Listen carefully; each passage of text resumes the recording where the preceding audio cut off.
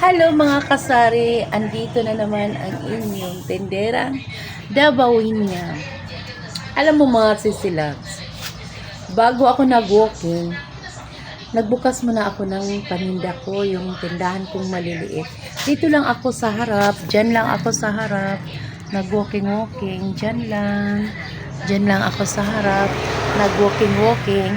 Habang nag-walking ako ay bukas na ang aking sari-sari store na maliit para at least makita ko rin ang aking customer na ako'y habang nag-walking, makikita ko rin ang aking customer na bumibili. Pag mayroon nang bumibili, hinto naman ako sa pag-walking at doon naman ako, tatakbo naman ako sa tindahan. Ganon ang ginawa ko. Kailangan talaga sipag at syaga lang pala talaga. Palagi akong nanood ng mga sari-sari store. Kaya doon ko nakukuha yung mga style ng mga sari-sari store. Pasensya na kayo kasi baguhan lang ako nag-vlog ng mga sari-sari store ko.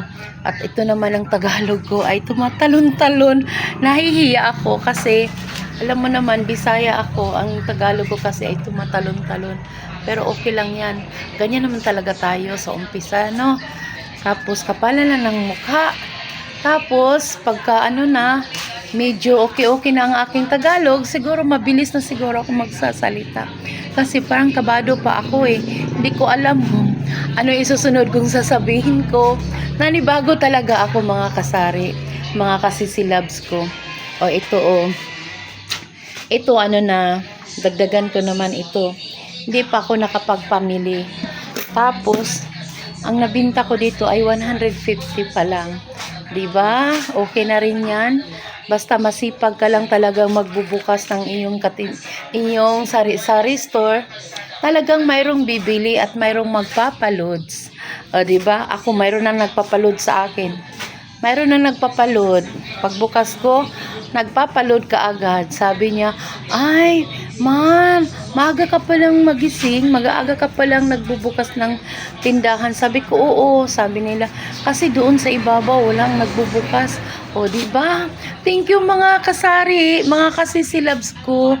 Dahil sa palagi kong nanonood ng mga tindahan nyo, doon ko nakukuha at doon ko talaga natutunan kung anong gagawin sa sari-sari store. O ito, kulang pa kasi ako ng istante mga kasari. Yan, wala pa akong dapat dito. May istante dito para ma-arrange ko, mapaglagyan ko ng ano-ano.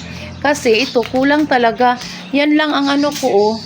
Tapos, pag ito, ito lang ang ang istante ko.